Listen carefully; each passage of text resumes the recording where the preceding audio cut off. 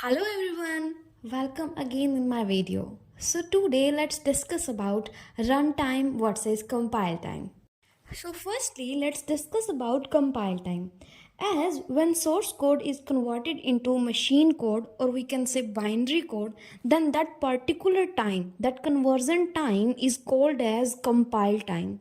And now coming to the runtime, then the time when code is converted completely and gets ready to execute or already executing is called as runtime. So now coming to the compile time error versus runtime error. Okay, so let's discuss about compile time error. So firstly, I have mentioned that compiler itself detect these type of error. How? Let me show you by the example. As you can see that I have mentioned a simple statement of JavaScript code, and now I'm going to remove the closing bracket, and when I removed it, as you can see that I get a error which is underlined by the red line, right? And when I click over there, then I got notification that I have to mention or I have to write the closing bracket.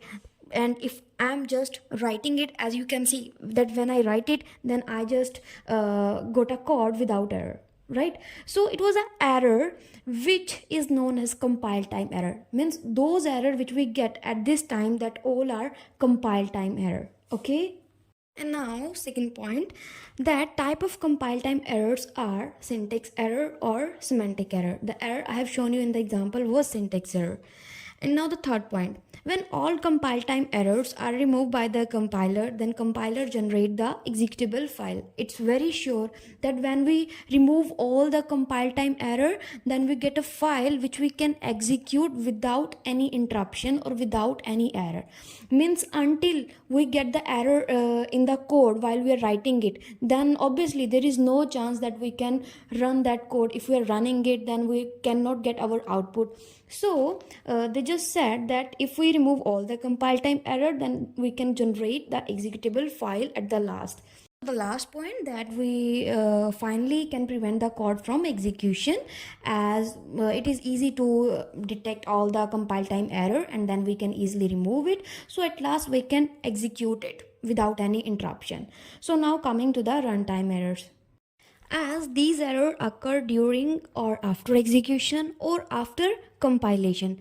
Means the time when we are writing the code, all the errors are called as compile time error. And the error which we get after the execution, when the whole code is executed once, then the after compilation or execution errors are called as runtime error. As I have mentioned in the second point, that we majorly observe these errors when we get the output of code. Means when we execute the code and getting the output, then somehow we are getting some interruption into our output, or we are getting unpredictable output. As I have mentioned there, that it produces an unpredictable output execution time. So these unpredictable output or interpretations in output are called as runtime error. As I have mentioned, that these errors are not easy to detect, as the compiler doesn't point to these error.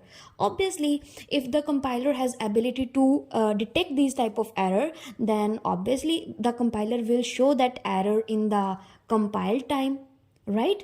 So if it is not showing, compiler is not showing, then it means that error are not easy to detect and that are called as runtime error. And that's why I have mentioned that we cannot prevent the code from execution with runtime errors. So thank you everyone for watching my video. So it was all about the runtime or compile time.